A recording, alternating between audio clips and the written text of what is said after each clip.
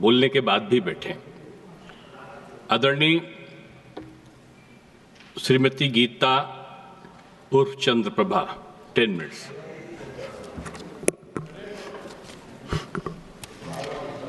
धन्यवाद सभापति महोदय कि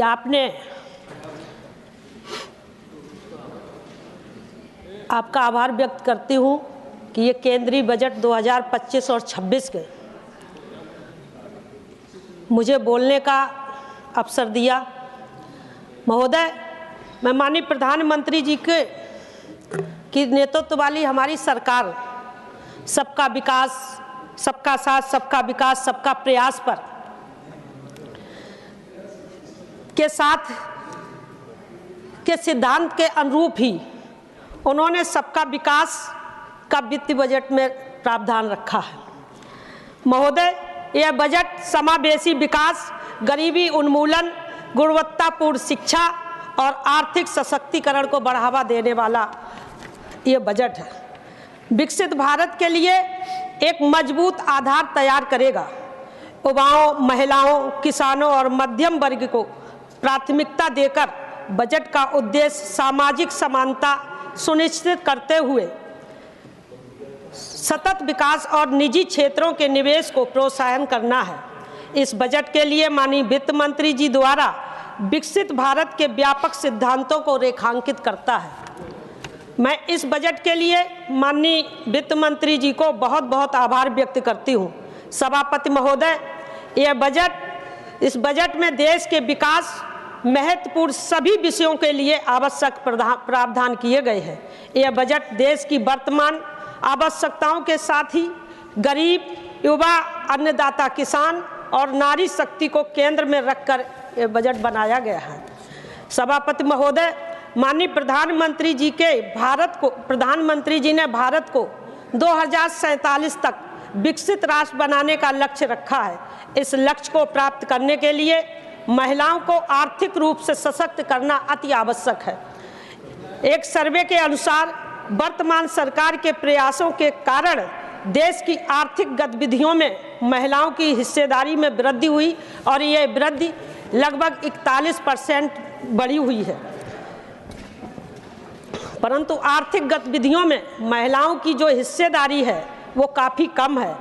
कम आय वाली नौकरियां एवं व्यापार है। इस बजट के माध्यम से देश में महिलाओं को आर्थिक गतिविधियों को प्रोत्साहन करते हुए 2 योजनाओं की घोषणा की गई है। अनुसूचित जनजाति एवं अनुसूचित जनजाति श्रेणी की महिलाओं को आर्थिक रूप से सशक्त करने हेतु अगले 5 वर्षों में 5 लाख SC/ST महिला उद्यमियों को 5 वर्ष की अवधि के लिए टर्म लोन प्रदान करने की घोषणा की गई है। अगले 5 वर्षों में इन उद्यमियों को 2 करोड़ रुपए तक का टर्म लोन प्रदान किया जाएगा। इसके अतिरिक्त दूसरी योजना के अंतर्गत पहली बार व्यापार करने वाली 5 लाख बहनों को आर्थिक सहायता उपलब्ध कराने की घोषणा की गई है।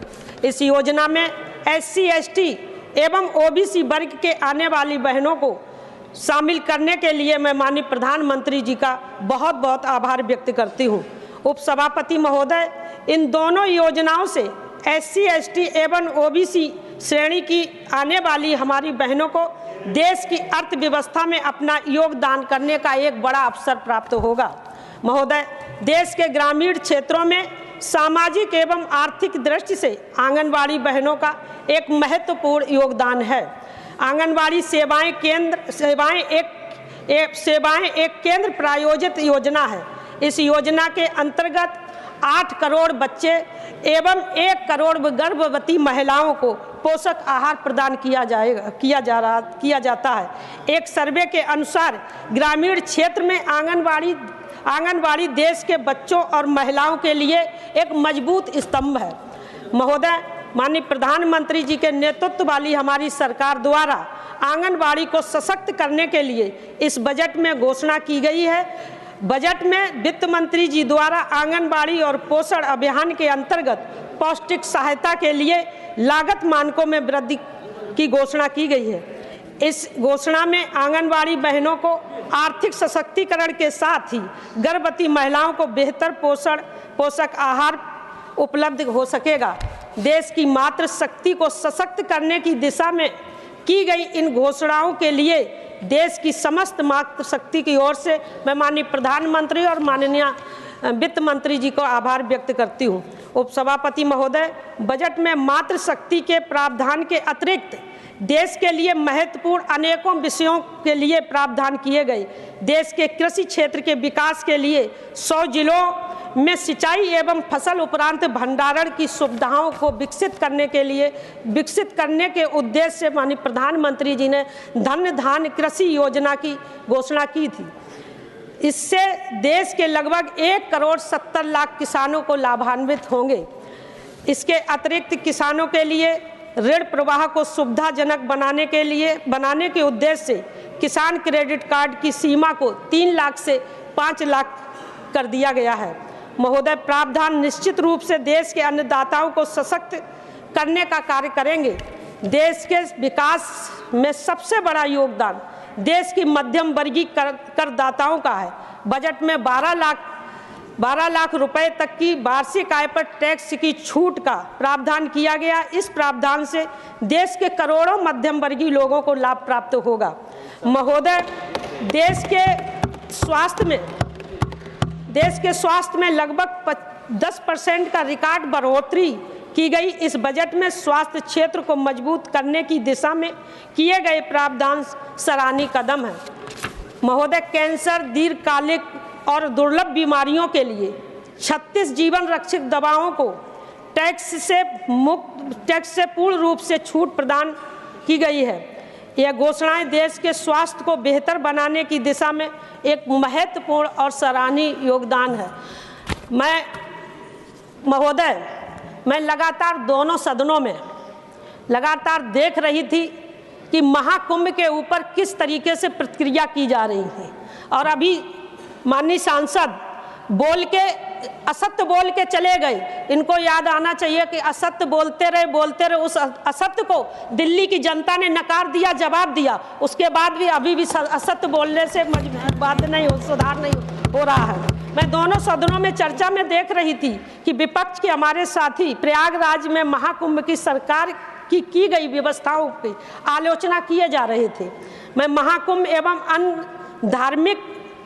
धार्मिक गतिविधियों को देश की अर्थव्यवस्था से जोड़ने का स्वयं का एक उदाहरण सदन के समक्ष रखना चाहती हूँ, इसलिए कि मैं उत्तर प्रदेश से आती हूँ।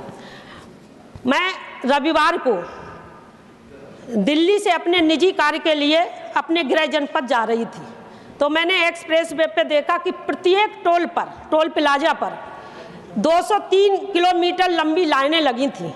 और मुझे जहां उतरना था अत्यधिक भीड़ के कारण मैं वहां पर नहीं उतर पाई। आगे 20 किलोमीटर आगे जाके दूर उतरी तो मेरे मन में आया कि आज ऐसा क्या विशेष दिन है, ऐसा क्या महत्वपूर्ण त्यौहार है जो आज इतनी अत्यधिक भीड़ है। तो मैंने अपने चालक से कहा, अपने सहयोगी से कहा कि वो जो दुकान दिख रही है चलो उस दुकान से चलते हैं, बात करते। मैं उस दुकान पर गई और मैंने जब वहाँ उतरी और मैंने वहाँ पर जो लोग खड़े थे दुकान पर और उस दुकानदार से जब मैंने बात की कि आज ऐसा क्या त्यौहार है, क्या विशेष दिन है जो इतनी भीड़ है, तो आप विश्वास नहीं करेंगे उपसभापति महोदय, उस दुकानदार के चेहरे पे जो खुशी की चमक थी वो देखने लायक थी। उस दुकानदार ने कहा कि कुंभ का प्रारंभ से ही और अब तक जो देश के विभिन्न राज्यों से लोग आ रहे हैं प्रयागराज संगम स्नान के लिए, तो अब तक इतनी भीड़ थी इतनी भीड़ आ रही है, हम अपनी दुकान को संभाल नहीं पा रहे हो। तो मैंने कहा निश्चित तौर आपको कुछ फायदा हुआ। तो उसने कहा कि फायदा जो मैं पूरी वर्ष में जो आमदनी करता था, जो मेरी आय होती थी, इतने दिनों में 50% से अधिक वृद्धि हुई और अभी तो काफी दिनों तक महाकुंभ चलने वाला है। तो मुझे खुशी हुई और आश्चर्य तब हुआ उपसभापति महोदय कि जब मैं अपनी गाड़ी में पेट्रोल डलवाने के लिए एक पेट्रोल पंप पे रुकी, तो जब मैं वहां रुकी तो वहां का पेट्रोल पंप का मालिक मुस्लिम था और वो मेरी गाड़ी के पास आया और उसने कहा बहन जी बहुत बहुत धन्यवाद। तो मैंने कहा किस बात के धन्यवाद दे रहे? तो मैंने कहा कि बोले आप हमें पहचानी नहीं, मैं आपको जानता हूँ। तो मैंने कहा धन्यवाद किस बात का? उसने कहा कि ये मेरा पेट्रोल पंप मेरी आमदनी नहीं निकल रही थी, मैं मजबूर था कि पेट्रोल पंप को बंद करेंगे, बस 1 मिनट बंद करेंगे। तो उसने कहा कि हमें पेट्रोल पंप तो जीवित हुआ ही, लेकिन हमें खुशी इस बात की है कि हमारे मुस्लिम भाई बहनों को महाकुंभ का आशीर्वाद प्राप्त हो रहा है। मैं तब मेरे मन में 2 पंक्तियां आई, मैं अपनी पंक्तियों के माध्यम से पहले मैं पुनः माननीय प्रधानमंत्री जी को और माननीय वित्त मंत्री जी को आभार देते हुए और अपनी 2 पंक्तियों के माध्यम से बात को समाप्त करूंगी। मेरी पंक्तियां हैं कि मोदी का करते करते विरोध ये संविधान विरोधी बन गए और करने लगे महाकुंभ का विरोध ये सनातन विरोधी बन गए। बहुत बहुत धन्यवाद। बहुत धन्यवाद। नेक्स्ट